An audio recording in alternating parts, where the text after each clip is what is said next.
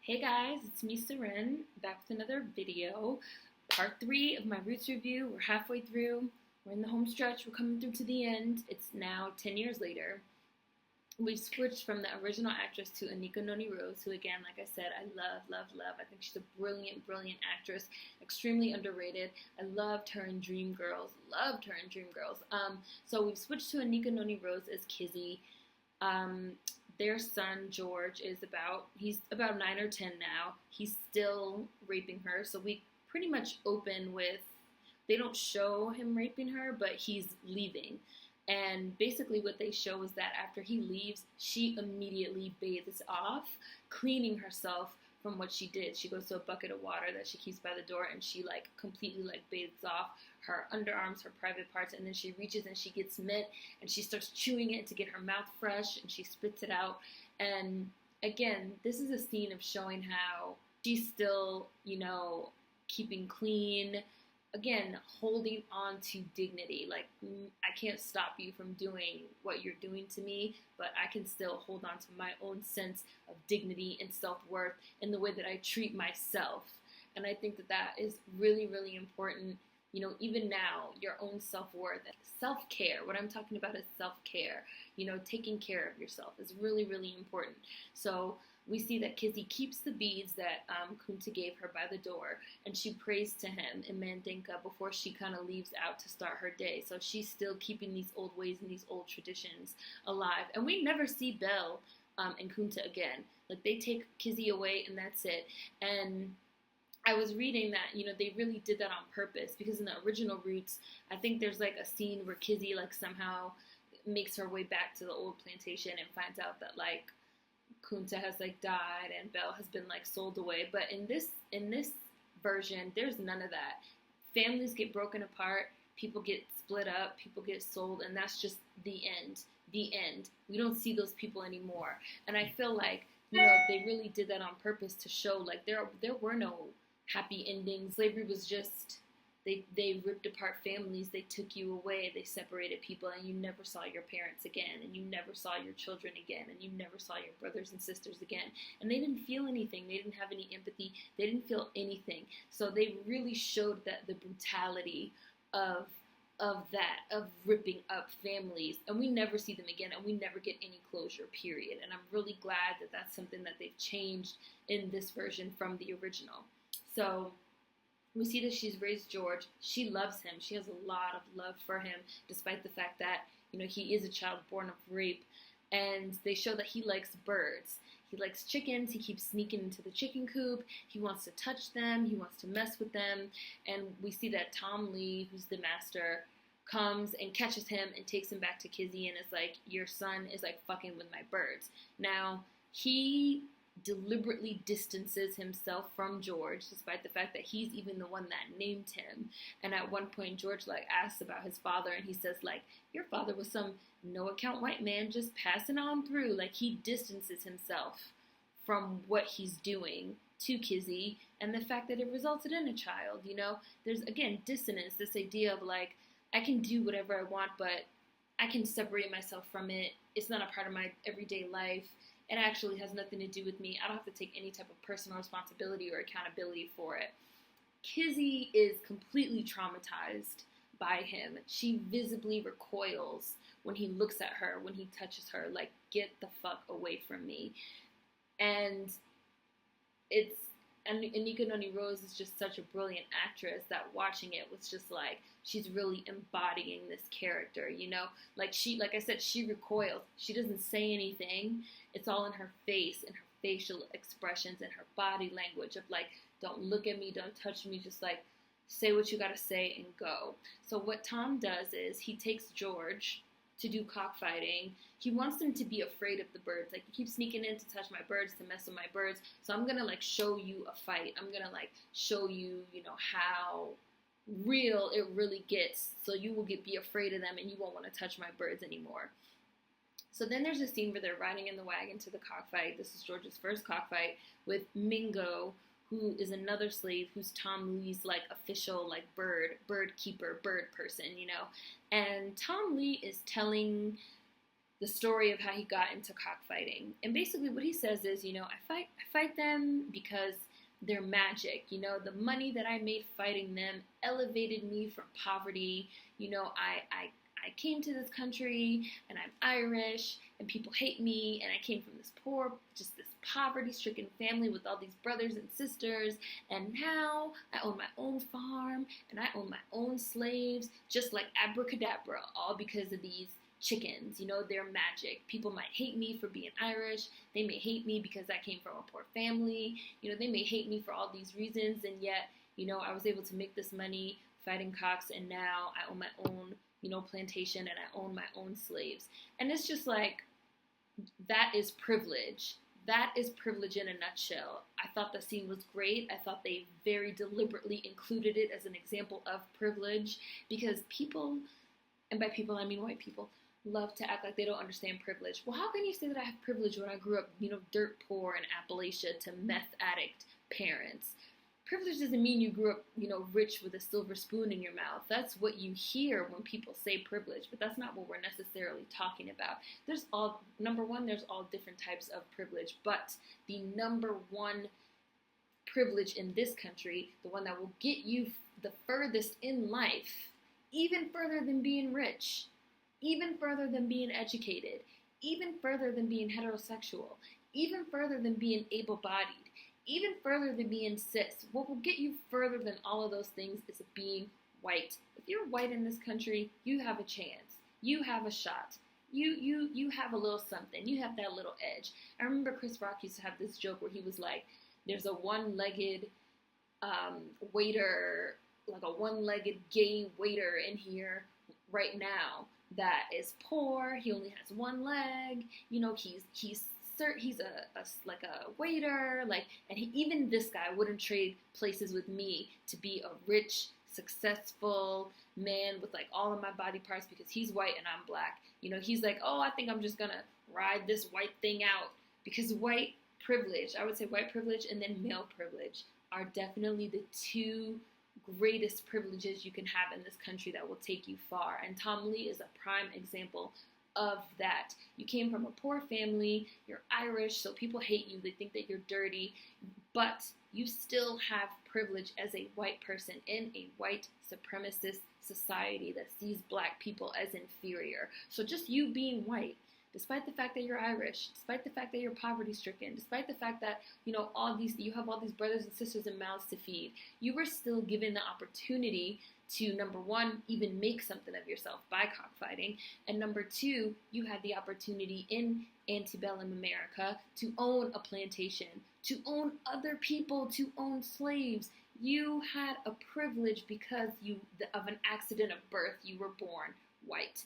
And this dynamic still plays out today, where even the poorest of white people are still afforded privileges due to skin color, privileges that even the wealthiest black person will never receive. Oprah Winfrey will never receive. Even Oprah was accused of stealing a bag overseas because they didn't know who she was, and all they saw was a black woman trying to buy an expensive bag, so they thought she must be trying to, commit some kind of fraud or scam just because she's black. Richest woman, one of the richest people in the whole world, right? But she's black. So there's still certain places she's never going to be allowed to go, White people are always going to have certain privileges that allow them far more opportunities than black people. And then you compound that and you can say poor black people, uneducated black people, but even rich, wealthy black people. Privilege works on levels. People literally, for some reason, hear privilege and they think, you're telling me that I grew up in Beverly Hills with a silver spoon in my mouth, and really I grew up dirt poor, so how can you say I have privilege? When you grew up dirt poor in Appalachia as a white person, maybe you got arrested for cooking meth, but the judge, who maybe was also white, looked at you and said, you know what, you remind me of myself at that age. You remind me of my brother, my father, my son. They would not feel that for a black person. That is a privilege that you have strictly because of skin color and skin color alone, regardless of any other status that you might have. You have white privilege, and that is still going on now, period. Want to get that out of the way. I also want to read a comment. This is a long comment, so I don't know if I'm going to read the whole thing, but I want to read this comment left by Vital Love on my part 2 video. I love that Tom Lee was Irish, This is important in two ways. First, because white, non-Anglo-Franco immigrants love to act like they didn't have anything to do with slavery, especially if their peoples came over in the late 19th, 20th century, but even before that, they swear they didn't do shit because they were oppressed too. Irish people in particular claim they were treated just as badly by the English. Ugh. Like, no, if you were white, you were never treated just as badly. Like, I'm sorry, no, you weren't. You were not. She said, we see just how fucking shady white people are at all levels of their own society. Lee is treated like trash for being Irish by his English kin, and he has a few scenes where the writers make sure to mention he was dirt poor, had no education, and was treated like filth, but that he worked hard to buy his first slave and become a self-made man. Again, but the fact that you even had the opportunity, the privilege to buy another person because that person is black and you're white is white privilege. That was a privilege that you were given to get you out of your bad, poor circumstances. So you went through all of that knowing how cruel it is to be treated like scum for being different. So you come to America and put your boot on the neck of someone else. Important. Again, that's something we still see now with a lot of model minorities like East Asians and non-black, Hispanic, and Latinos that are also non-white or non-white passing. You see a lot of, people come to America and, again, like she said, you put your boot on the neck of someone else to get over your own, being different. You're trying to get ahead, so you adopt this anti-blackness because 9 times out of 10, that's what it is that these people adopt. You come to America and you see that black Americans are on the bottom of the totem pole, so you adopt anti-blackness to get to further yourself and to get yourself ahead. Again, a dynamic that we still see playing out to this day that was introduced in slavery era America.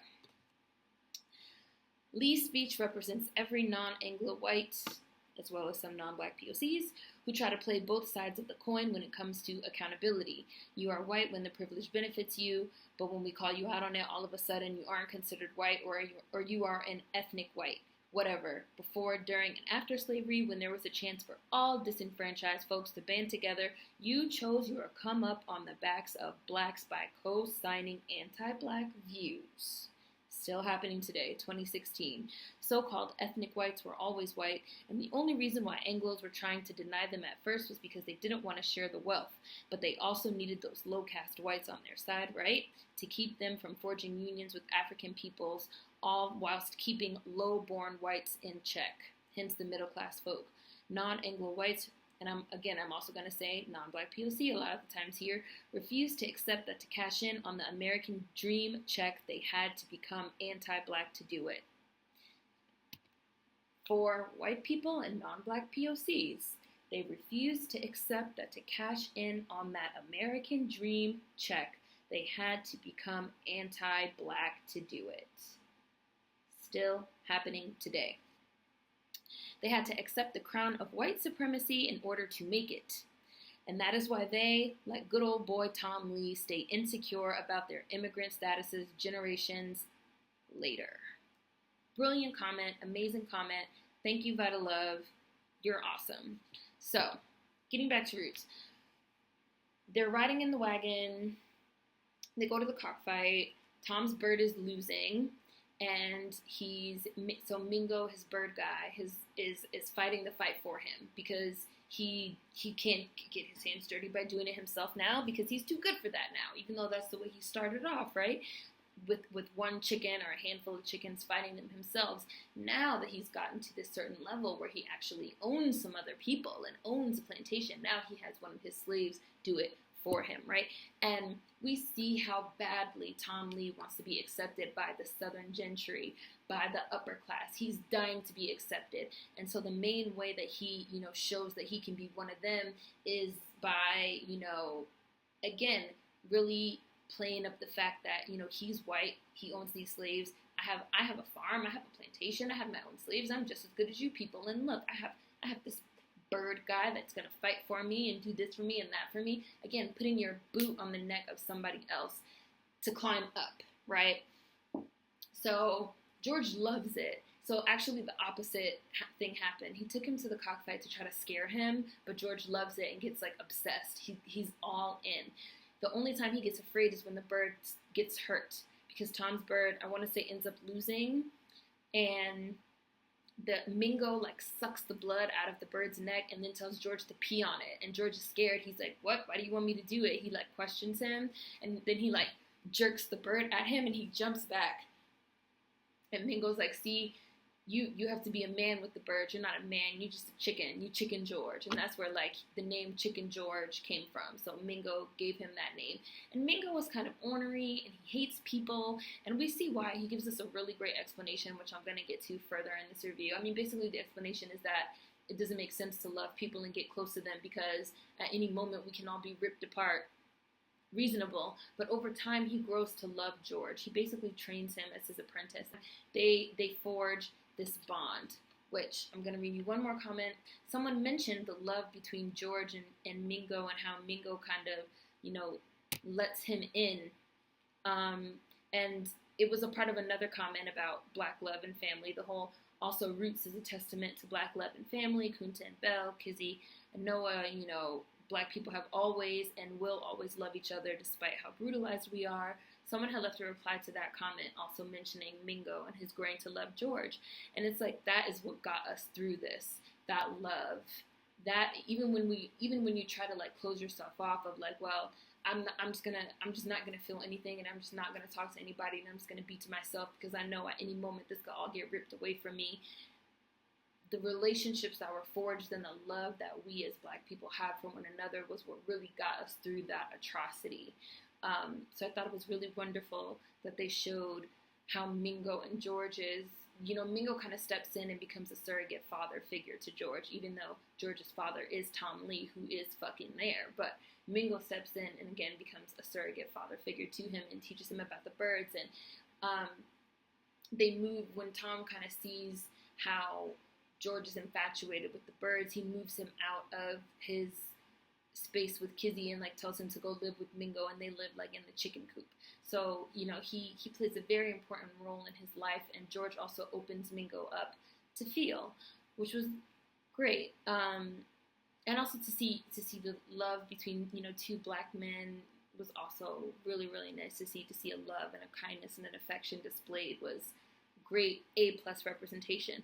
So we see back on the plantation, we see that Tom Lee is married to a woman named Patricia that he calls Trisha or Trish, and she's also low status, a lowly woman.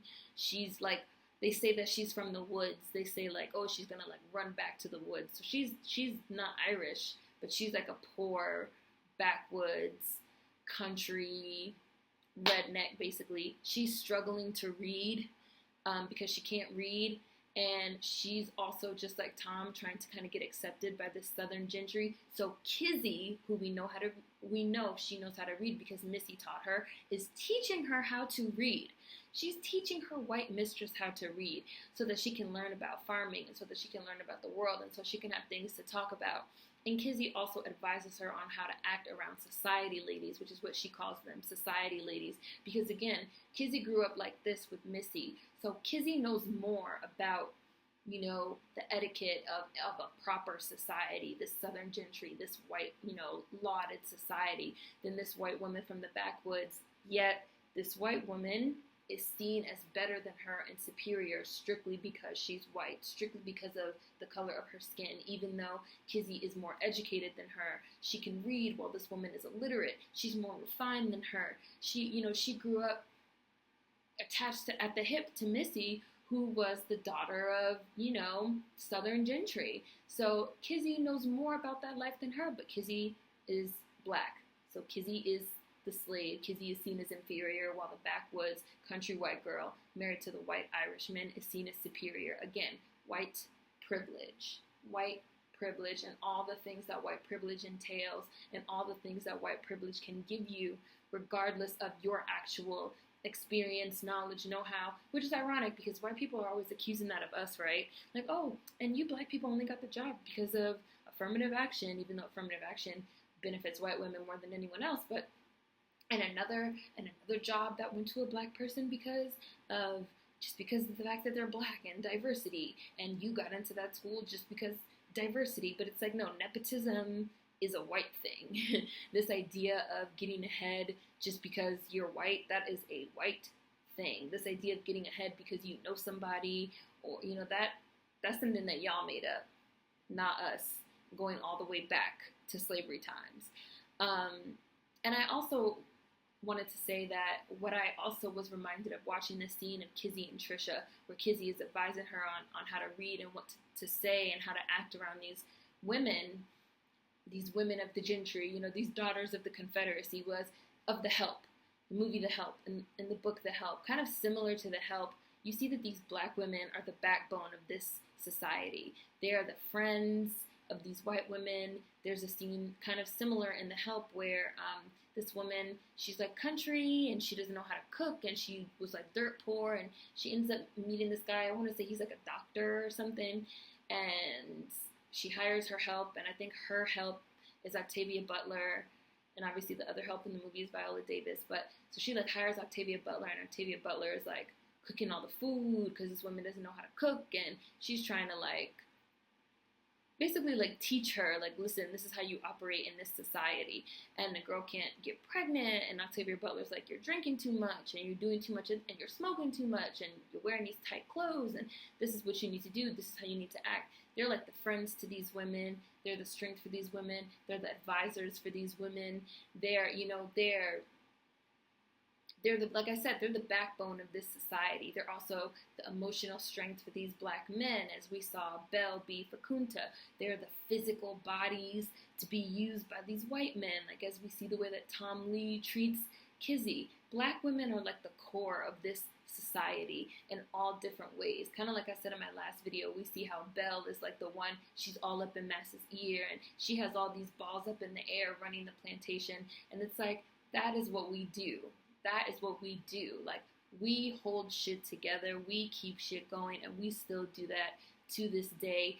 Even, like I said in my last video, when people use us for survival but don't see us. And that just really struck me in watching this scene between Kizzy and Trisha. So, moving on. George has been living with Mingo for a while. He goes to see his mother one night to have dinner with her, and he's just extremely excited about working with Tom and working with Mingo, and he mentions being acknowledged by white people at the cockfights. He says something like, and I'm there, and the white people look at me, and they want to talk to me, and they want to ask me about the birds, and it's so fun. And Kizzy is not having it. She despises Tom Lee, obviously. He took her away from her family. He's been raping her on a regular basis for the last 10 years. He got her pregnant at 15. Like, he's the master. He's cruel. He's abusive. He's mean as a snake. He's mean to his wife. She hates him. She's like, listen, there's nothing fun about Tom. Again, George at this point does not know that Tom is his father, right? She's like, there's nothing fun about Tom. Tom isn't better than any other two-bob white person. No matter how much he laughs with you, or lets you play with the birds, or takes you along to the cockfights, like, he's a bad person. He's a bad person. And at the end of the day, you're a slave. Mingo's a slave.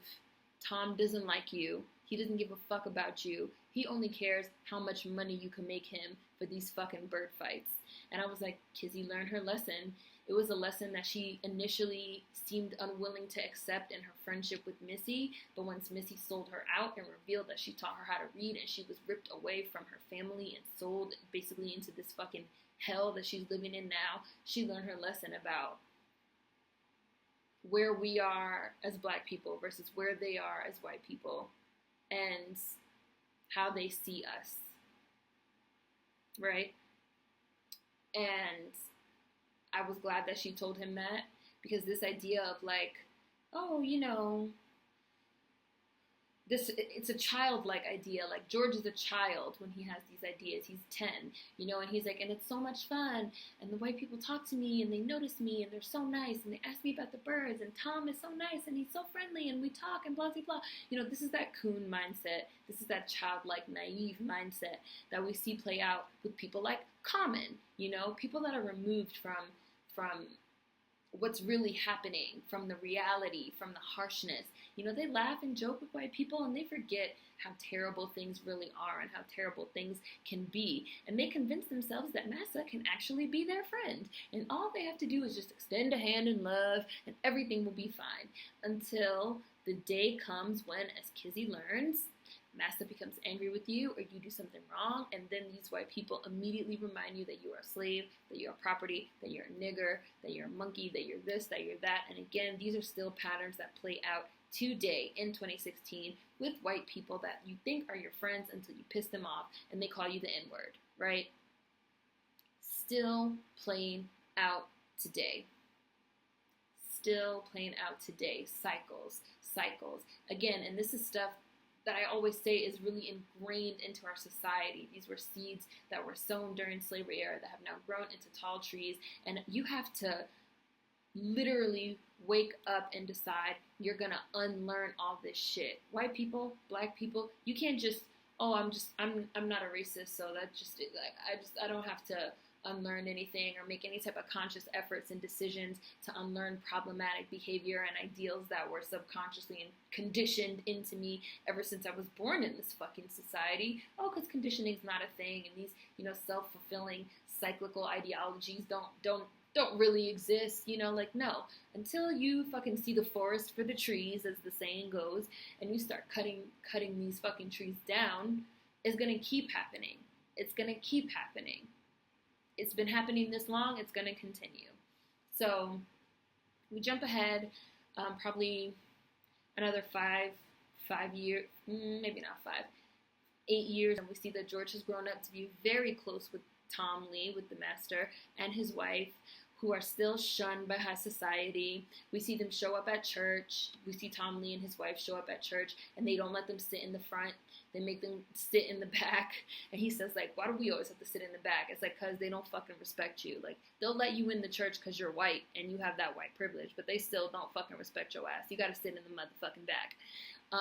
They show that at the same time, the white people have the church, the black people have their own church out back, and there's a real bitterness that I think is intentional in showing a black male preacher kind of preaching this white Christian rhetoric that you have literally learned from your masters. Like, you're having church on the same day as them. We see the white preacher giving his sermon, and then we kind of see the black slaves in the back having their own version of the same exact ceremony. George likes the daughter of the black preacher, but he does not believe in God. So he kind of like sneaks off with the other teens to joke about the service. He mocks her father and she yells at him. And he's basically pursuing her. He's pursuing her. Her father catches them. He kisses her and runs off. And like I said in my last video, there's like a real... They show how Christianity got instilled in a lot of us, this idea of Christianity as we know it today, right? That was not something that we believed in naturally. It was kind of put into us. And there were like tons of time that I was watching this that I'm like, man, they're throwing all this shade at Christianity. And I know like all of y'all that fucking hate Christianity are just loving it. So we see that, again, that Mingo has gotten old. George tries to invite him to kind of like be with the other slaves. You know, we're going to the river, we're doing this, we're doing that. Mingo's like, no. Mingo says, I know who I am. I'd rather be alone. I've had 2 people taken away from me. I've had too many people taken away from me. And then he says, the birds can cut my flesh, but not my insides. I don't trust anyone. I don't even trust you. Like, I can't. Like, I just can't. Like, I've lost too many people. And it's a very touching, poignant scene.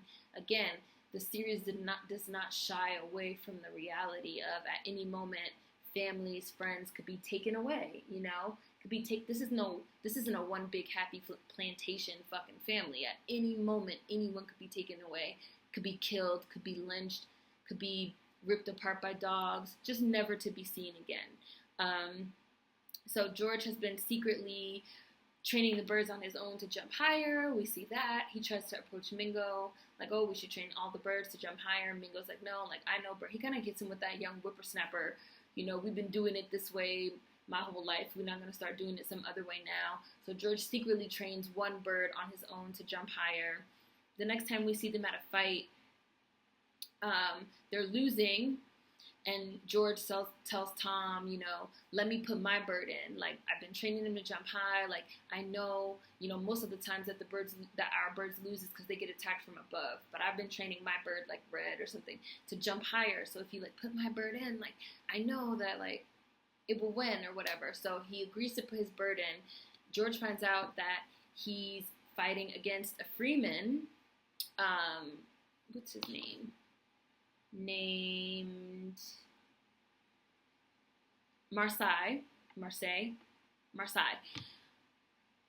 yeah, that he's fighting against a freeman, a free black man named Marseille, and he's like, I fight my own birds for my own money, and George is like shocked, he's amazed, he's never met a free black man before, he can't believe it, and he's like, and he's a cockfighter, and he's fighting his own birds for his own money, and he has these fancy clothes on, and we also see that George likes nice clothes, he likes hats, he likes money, he likes nice things. There's a scene where Kizzy kind of admonishes him on like, you care too much about money and clothes and that white people shit, like that shit that doesn't mean anything to us, because like at the end of the day, nigga, you still a slave, which I thought was really, really deliberate for a lot of the people, again, today that care about, not to say that there's anything wrong with like money and clothes and nice things, because I like nice things just as much as the next person, but getting too caught up in that to the point where you're either willing to sell your soul for it, like you're willing to tap dance for these white people for it, which is kind of what we see George doing. George like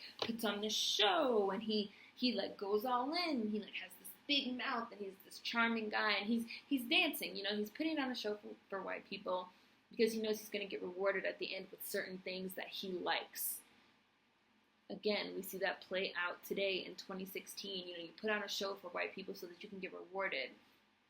But you have to have a certain amount of blinders on to the fact that, they still see you as you're a dancing monkey. Dance, monkey, dance. And I'll reward you at the end with this shiny gold coin. Still relevant today, 2016. So George finds out that he'll be fighting this black freeman who says to George, like, oh, I thought you were free from the way you carry yourself because you have these nice clothes and you're loud and you have a big mouth and you're braggadocious. I thought you were free too. And then George says, like, proudly, like, oh, I have a good master. And then Marseille says, oh, good enough to let you by yourself? And he just, like, stops George, like, right in his tracks, like, oh, shit, like, I didn't even think about that. And, like, I love that because so many people do that today. Like, they let these white people do, like, the bare minimum, right? They let them squeak by on the bare minimum, like they're doing so much for us. That is a pattern that we are still repeating today. George is proud that his master is good, but he's still your master and you're still a slave. You're giving him a cookie for the bare minimum of human decency. And people still do that to this day. Like, oh, well, my white friend doesn't call me the N-word, so that's good enough. Like, yeah, okay, but they do this, and this. That's not enough. Like, not enough. So Marseille also questions that George doesn't receive a cut of the money that he's winning in the bird fight. It's like, oh, you don't get a cut? Oh, Tom Lee keeps all of it?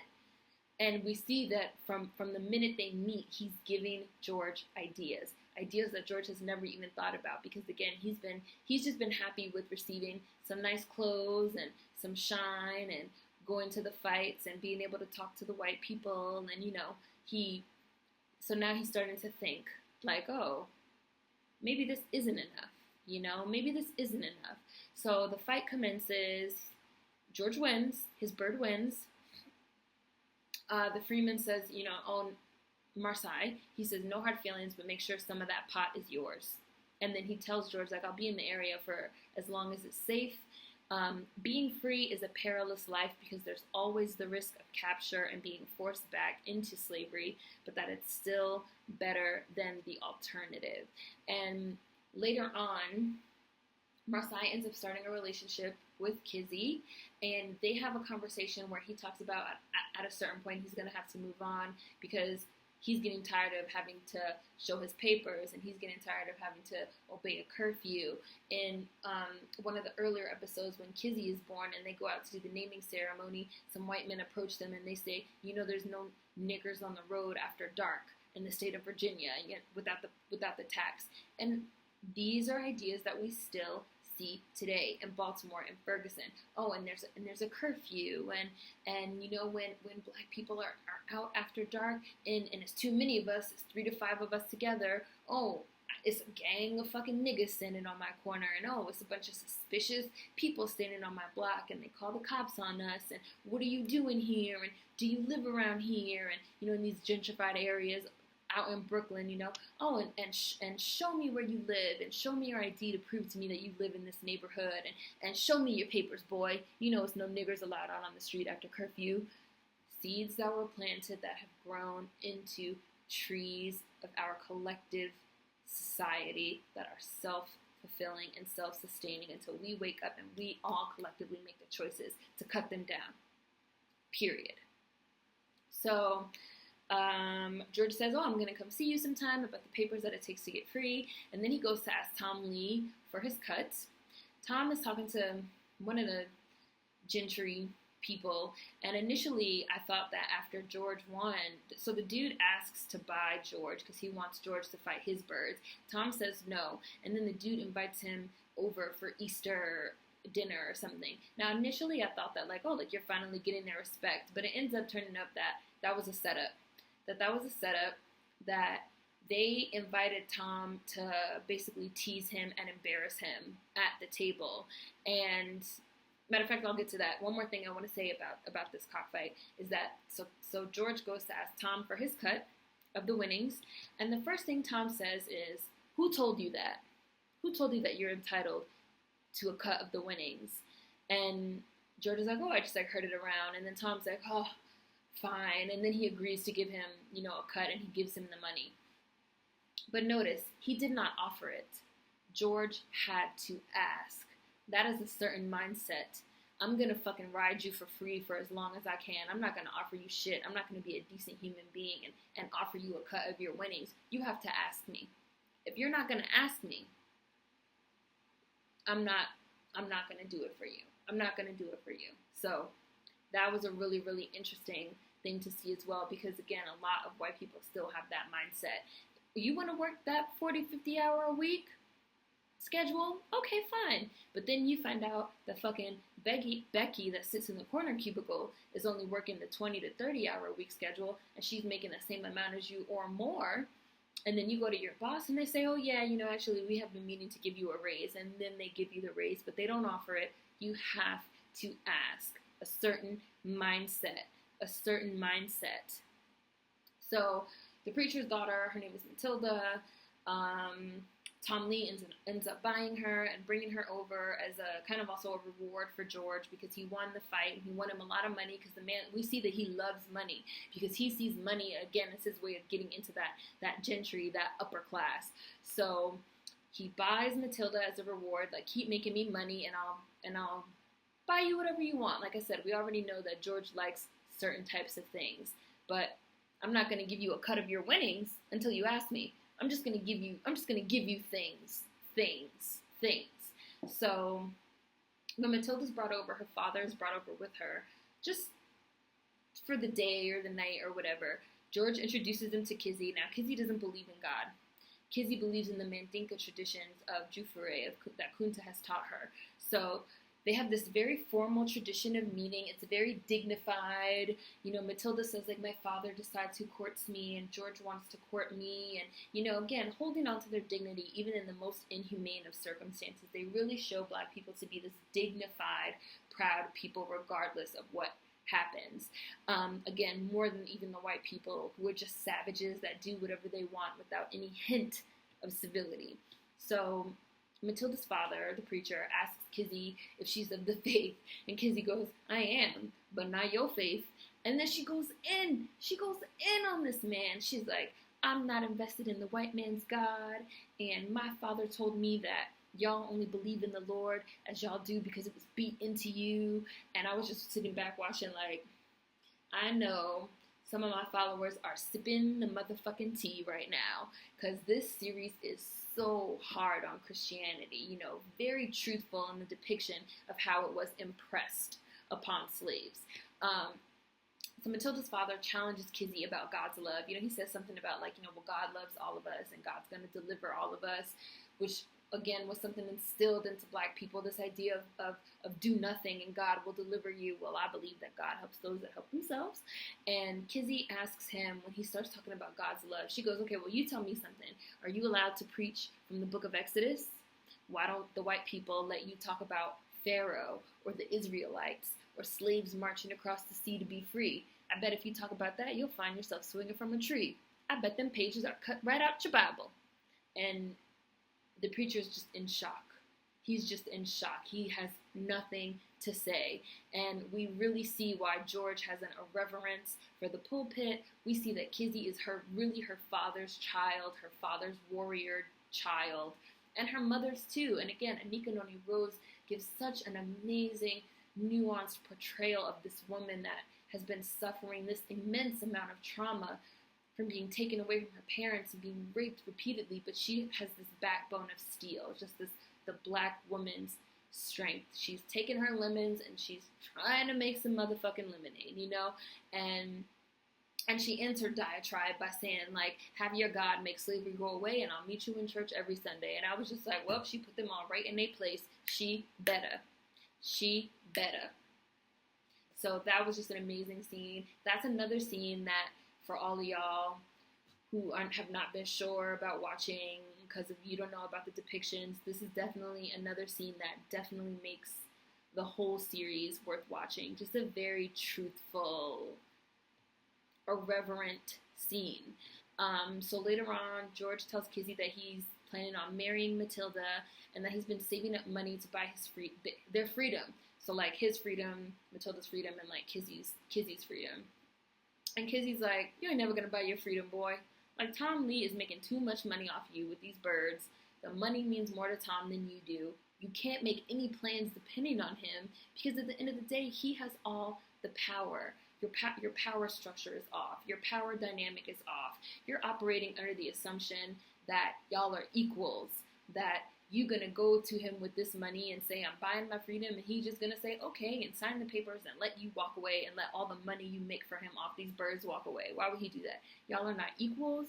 He doesn't have to be reasonable. He's not your friend. He is your master, and you are his slave. You have no power in this equation, period. And the way you're coming at this is all wrong. And I feel like I say this all the time, that the way that, again, even today, the way a lot of Black people interact with white folks is in this way that's just fundamentally not going to work for us. It's not going to work out in our favor because white people are not starting from an even playing field as us.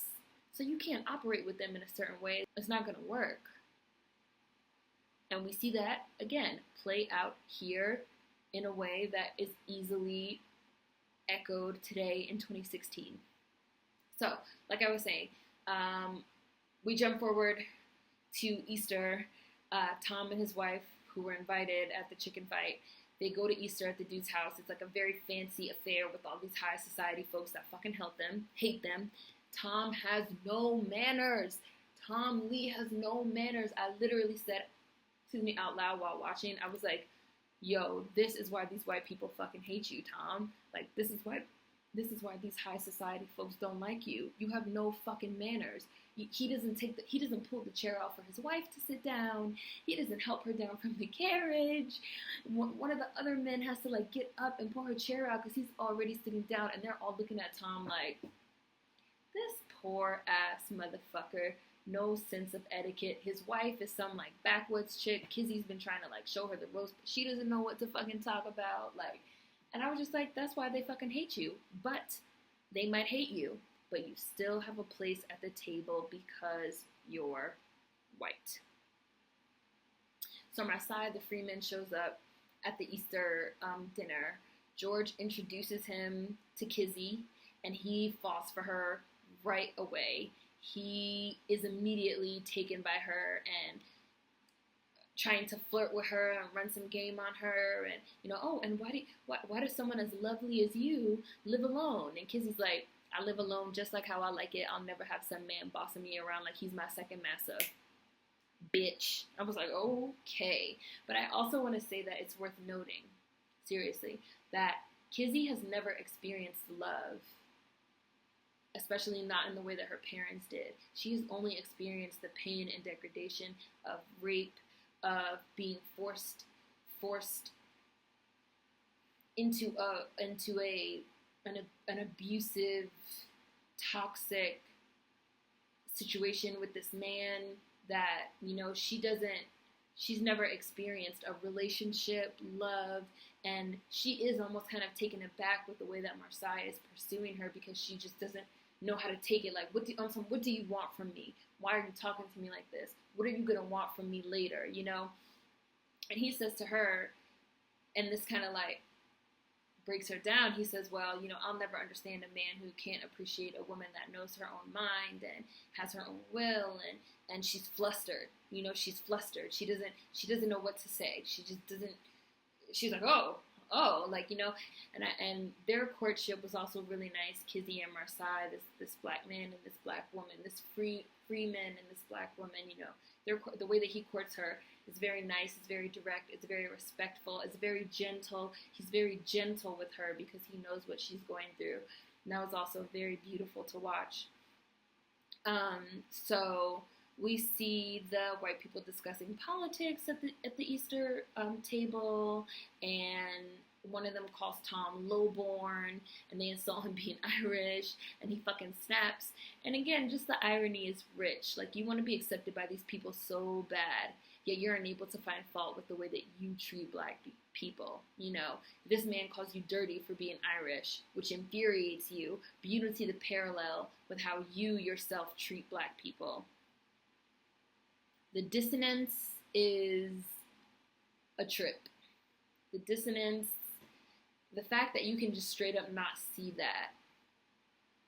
I mean, that's what they say about privilege, right? That it's invisible, right? That it just makes things invisible so you can't see them. So he attacks the dude. The dude challenges him to a duel, which I read a very funny review because so Tom like attacks him and he starts like fighting him at the table, and the guy's like, be a gentleman for once in your life and we're gonna fight this duel and we're gonna meet at dawn and we're gonna slap each other with napkins and we're gonna fight to the death. And I read a really funny review that was like, this violent ass fucking Southern gentry society that thinks that meeting for a duel where you fight to the death is civilized and is the gentlemanly thing to do. So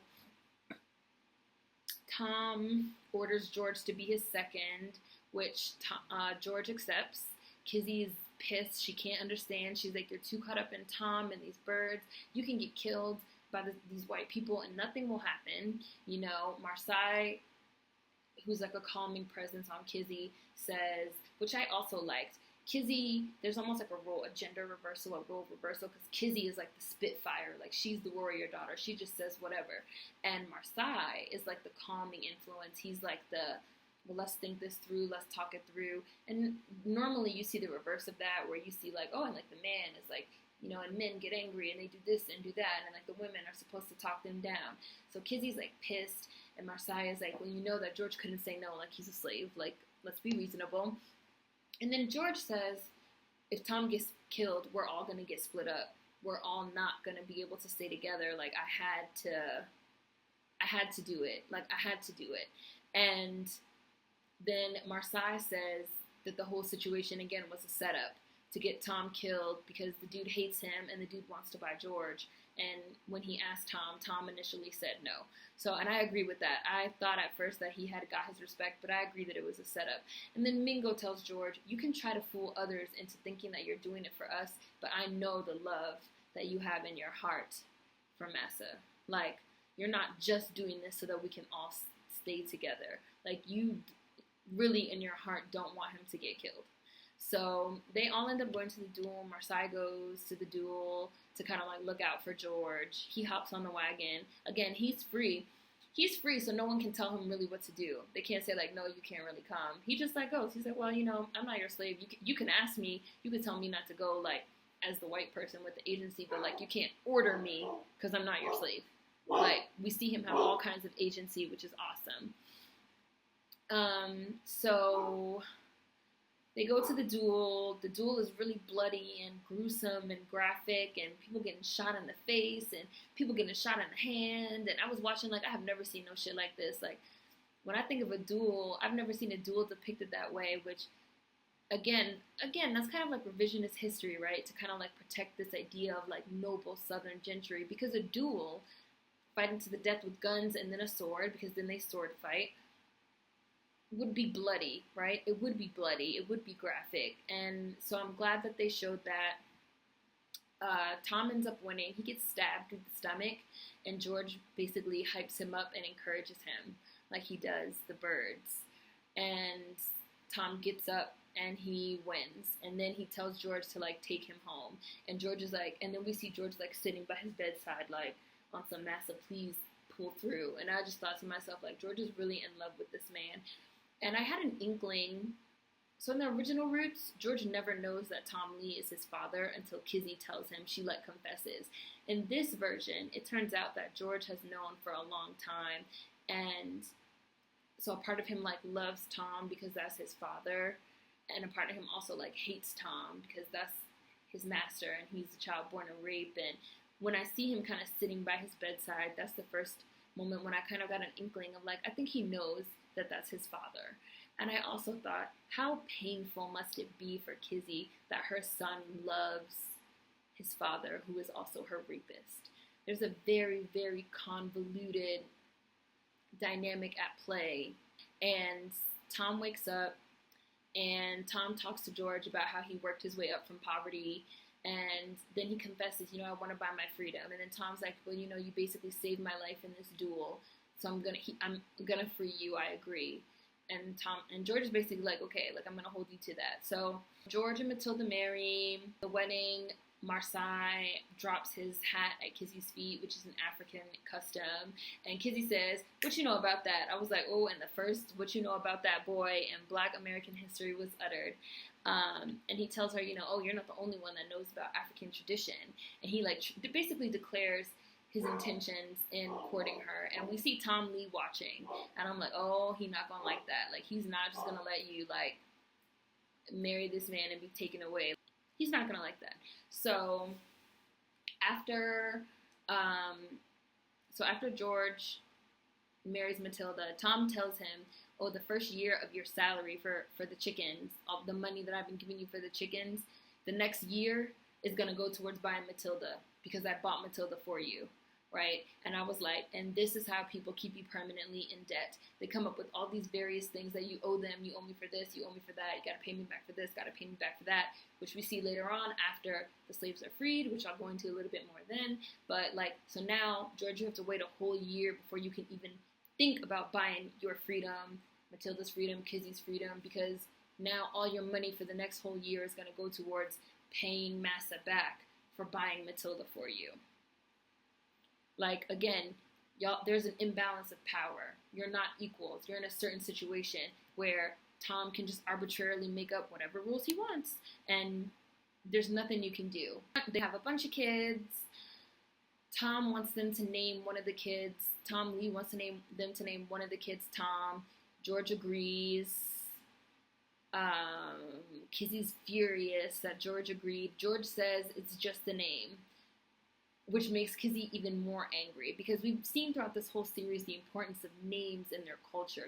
Her father taught her a name is who you are. And we see in this moment that George is closer to Tom Lee, his white father, and these American ways than the ways of Jufure. So this is the first inclination that we get that there's a break happening with the past, with the roots, with the past. He says, it's just a name. It's just a name. She's like, no, but like names are important, and names are who we are, and my father. And he's like, well, on some, we in America now, and Tom Lee has done a lot for me, and it's just a name, and who cares, And then he says, I don't want to be a broken down African with half a foot. And she slaps the shit out of him and says, I wish I knew who you were, because when I look at you, all I see is Tom Lee. And it's like, again, here we see the watering down of culture with the passage of time, through first generations and second generations of people that are less and less connected to where they came from, especially when you throw slavery in the mix and the deliberate cutting us off from where we came from. So that was a really important scene. One of them, I would say, one of the most important scenes of the whole series, because again, here we see a clear break. We see a clear distinction between the past and the present and the future, where we're headed. So next we see that Kizzy and Marseille are in a relationship. We see that they're having sex, and that is completely different than obviously what she's used to, which is rape. She's happy, she's loved, she's comfortable, she's smiling. There's a scene where George says, "Oh, you look totally different when you smile." You know, she's humming Kuntz's lullaby from Jufure. She's understanding the intensity and the magic and the happiness and the importance of being in a healthy, happy relationship with someone that, you know, you chose to be in, and you feel that love and that emotion for that person, and how really, truly powerful that is. Again, this idea of love being something to hold on to and to get you through these like fucked up ass times. So Marseille's like, "Listen, I want you to come with me. You know, like, your son is grown now. He's married. He's having his own kids. You know, you already just told me that, you know, there's this break happening. Like, we can go." And as they're talking, Tom Lee shows up, because obviously Kizzy is his property and he can show up whenever he wants at her place. And Marseille stands up and he faces Tom Lee and he offers to buy her for $2,000. Because Tom Lee loves money. And he's like, Tom's like, "You don't have it." And he's like, "Yes, I do." He's like, "It's all I have. It might be all I have, but I'll give it to you, and all you have to do is give her to me." So Tom goes reluctantly, "Oh, I think we can work something out." But he's like hurt. He's like hurt and jealous that Kizzy wants to leave. And so later on, they have this altercation, and we see that she's happy. So she's Kizzy's in the kitchen, and she's preparing the dinner, and she's happy, and she's humming, and she has this smile on her face. And Tom Lee comes in fucking raging. And I was just like, man, white people are really fucking crazy. Like, just let her go. Like, let her go. Why are you so fucking attached to her, bro? Like, what the fuck is the problem? And he's like, "I can't believe you want to leave, and you never been beat, and I don't overwork you, and I let you read, and you have a place here with people that love you. You just want to go somewhere else. How can you do this to us?" No understanding. Absolutely zero understanding of how demeaning it is, how traumatizing it is to be viewed as a piece of property, to be raped repeatedly. Just an idea of, I'm a good master. I'm a good master, so why do you want to go? But you still see yourself as a master, right? And got the nerve to call someone ungrateful for not wanting to be a slave. And he's just shocked. He can't believe it. It's like that drapetomania. Drapetomania is this fake-ass mental illness that white people made up because they literally could not understand why slaves kept running away. So they said they have a mental illness that makes them want to be free and makes them run away. No, people don't want to be fucking slaves. Like, what the hell is wrong with y'all? Dissonance. You wouldn't want to be a fucking slave. You're a fucking human being. This is another human being. Another human being. They just happen to be black and you're white. But you don't believe that they're human like you. You have to separate yourself from them so that you can justify to yourself what you're doing to them, because it's sick. And these ideas still perpetuate in our society today, you know? And so then he's like, "Oh, you just expect me to let you go? Like, you would pick that nigger over me?" Yes, I would pick him over my fucking rapist. Yes. That's not what she says. That's what I said. I wish that's what she had said. She tells him she's not going to leave. She's like, "I'm not going to leave because I wouldn't leave my family here with you." And then she puts a fucking knife to his neck and says, "If you ever touch the children of George or Matilda, I'll fucking kill you." So I was like, man, Kizzy, you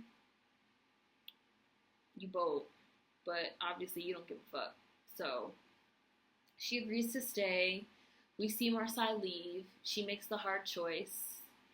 He tries to give her the money anyway. Like, if you're going to stay, then, like, take this so that maybe one day you can buy your freedom. But she understands, like, the hold that Tom Lee has on them as their master. Like, he's never going to willingly let them go. And she can't leave George and Matilda and their children there, because for all she knows, he might fucking spitefully, you know, break them up and sell all them off to get back at her, you know. So Marseille leaves. She's like, "You know, I really love you, but you have to move on with your life and find somebody else because I cannot leave my family. You know, making the hard choices as Black women have always had to do, praying to her father to be strong, and then he leaves.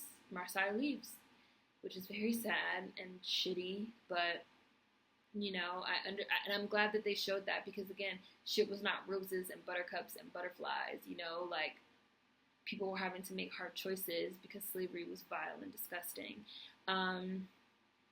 So George, Mingo, and Tom Lee go to some type of bird fight that's it's like 4 days away, and there's a Nat Turner Rebellion reference, bitch, for all y'all talking about, oh, why don't they talk about fucking revolutions and roots? Well, there's a Nat Turner Rebellion reference. They get to the fight and they find that the white people are just in a frenzy with guns, and they're like, we're looking for this devil named Nat Turner, and they're killing white people, and they're killing white babies in their beds, and the slaves are revolting, and it's like a disease that's catching, and you can't trust your niggas. Tom Lee looking at George and Mingo, and just like that, Tom Lee turns on them. His own son, George, and Mingo, who's basically been with him his entire life, who's his bird trainer, they start throwing the birds off of the wagon to look inside to see if they're hiding anything, if they're hiding any guns, if they're hiding any people, because, like I said, they're saying they're like, oh, everything's crazy, and the slaves are rebelling, and they're killing white people, and they're sneaking across the lines and wagons, and they just have to know what's going on. So they're throwing the birds, and Mingo goes like, stop throwing the birds, like just leave the birds alone, there's nothing in there, and they attack him because they're just in this like frenzy, and they just want to kill black people at this point because they have that mob mentality, the same mob mentality that led to lynchings with a smile on your face, and they beat him unconscious. And then they tell Tom Lee to chain George to the wagon. So he makes George chain himself to the wagon at gunpoint. And George is like, you know me, you've known me my whole life, like I've never done anything against you. And Tom literally pulls a gun on him and is like, chain yourself to the wagon or I'll kill you right now. Knowing that that's his son, not giving a fuck. Because they'll turn on you. They'll turn on you in a fucking instant. And George is finally seeing that Tom is an ain't shit ass white person that sees him as property. And then he's trying to like get him to take Mingo to a doctor. He's like, listen, we have to take him to a doctor. But Tom is like too afraid of Nat Turner because white people live in fear of us rising up like in A Bug's Life, right? Like, you know, like, oh, if those fucking bugs and ants realize the shit that's going on, they could fucking really do some damage to us. So he forces George to take him back to the farm. He's like, oh, and Patricia's back at the farm, and I have to like get to her because like, what if they get to her and they kill her and she's unprotected and blah blah blah. So the four day ride, they go back. Mingo is like slowly bleeding to death out of his head in the fucking back seat. They get to the farm and it's on fire. Turns out that white people set the farm on fire looking for Nat Turner. Black people didn't even do it. And George is just shocked. It's like, you've known me my whole life. You know, you're furious that my mom wanted to leave, yet the first chance you get, you call us black bastards and you fucking hate us. And it's just like, as nice as white people act, the ones that have not taken the fucking steps to unlearn this bullshit believe that we're niggers deep down. All of them. Yes, all motherfucking white people. The only ones that don't feel that way are the ones that are actively unlearning all the fuck shit and admitting to what is really going on and what our society was built off of. And I genuinely, wholeheartedly believe that in my heart. So they get there and Mingo basically is dying, and he tells Tom, his like last words to Tom are like, his last words to George are like, Master Tom is never going to see you for who you really are. So you might as well just like cut the cord. He doesn't say you might as well cut the cord, but his last words are, Master Tom is never going to see you for who you really are. So George is kind of like slowly being woken up to the true nature of Tom and what's going on. He goes out looking for Kizzy and Matilda and their children, and he finds them hiding in the woods. When they come back from the woods, Mingo's dead in the cart, and George is hysterical. He's hysterical over the death. He's hysterical, and he's furious that Tom refused to let them get medical treatment for Mingo, for someone that worked his whole life for him. And then he says, we're all gonna die here, just like Mingo. You know, we're all gonna die. Even me, like, I'm Tom's son, and we're all gonna die. He doesn't even care about me. And he's like, you know what? I'm gonna kill him. I'm gonna kill him. I'm gonna kill him right now. And Kizzy's like, listen, you have to survive. You can't die for killing Tom. Like, he's not even worth it. Like, we have to keep the family going. And she basically just, like, gives him this speech that I just felt in my heart was like, Black people are survivors at all costs. Like, we are survivors. Whatever has to be done to survive, we're gonna survive, period. And she's like, you know, listen, you just had a baby. Let's do this naming ceremony now. We're gonna do it the Mandinka way. We're gonna keep the tradition going, and we have to survive, and we have to keep my father's lineage going. Like, we owe that to him. And a lot of the time, that's how I feel now. Like, we owe it to our ancestors, to the people that came over here in the Middle Passage, the people that survived, as well as the people that died, the people that survived the Holocaust of slavery, as well as the people that died, the people that survived Jim Crow and segregation, as well as the people that died. We owe it to them to keep on fighting and keep on moving forward and surviving. We have to. So that was a really powerful scene. There were so many powerful scenes. So one of the last scenes is that that Tom takes George to one more cockfight. Kizzy, it's far away, so Kizzy gives him the beads from Kunta to keep him safe. So they get to the fight. It's a huge fight. There's people from England there at the fight. You know, Tom is dying to beat them because they're like English nobility and gentry, and they're rich, and all he wants to do is to be, again, accepted. So he bets the entire plantation and says that if they win, he will give George his freedom. And they win. They win. And George experiences this transcendent moment. He's laughing, he's cheering, he's like, I'm free, I'm free. We see Tom write the papers, he signs the papers, he gives George the papers, and George is like, I'm free. Then the Englishman asks for a rematch, and he brings up the fact that Tom Lee is Irish, and that, you know, some insult there about him being Irish to get up under his skin. So of course Tom agrees like a dumbass to the rematch, and they double the wager from the plantation, which is worth $10,000 to $20,000. And it turns out they got gamed. Obviously, lightning doesn't strike motherfucking twice, and they bring out their English bird that's hopped up on steroids, and they kill George's bird. First of all, he's crushed when his bird is killed. Crushed. He's crushed. He's sitting there holding the bird, cradling the bird in his arms, crushed. So now he's lost Mingo, he's lost his bird, he's lost Marseille, who left. He can't believe it. Now, he has his freedom, allegedly, but he's crushed. What happens? Tom Lee walks up and says, I lost everything, but the Englishman has agreed to call it even if I give you to him so that he can take you back to England to train his birds, because he sees that you have this way with the birds, right? And it's just like Tom Lee doesn't care about anything but money. He doesn't care. He doesn't care. He doesn't care that that's his son, that he's about to be taken all the way to England, where he's never been, that he's breaking up their family, that he's never going to see his family again. Tom doesn't care. All he cares about is money. George attacks him, and what does Tom Lee say? Somebody get this nigger off me. And of course the white people jump in and they pull George off. It doesn't matter that George is biracial. It doesn't matter that he's mulatto, that he's light-skinned, curly hair. He is a nigga. And that still rings true today. I don't give a fuck. He's a nigga. They drag him away. He doesn't even get a chance again to say goodbye to his family. And they take him to England. And we see him screaming in the wagon. And that's the end of the episode. So the episode is hard. It's a hard ending. It's a hard ending. It's a tough ending, you know. But again, the moral of this episode was, you know, you can do all you want with these white people. You can let them give you things, money, prestige, power. Pharrell, Common, RZA. You know, you can, but you can't trust them. You can't trust them, because at the end of the day, they're always going to have a certain amount of privilege because they're white and you're not. And that was it. So Episode 2, recap and review. Again, so many parallels being drawn between today, 2016, and the things that have been shown and that are happening in this series. I think it's a really, really important watch. So, of course, there will be links in the description box as always. Food for thought as always. See you guys next time. Peace.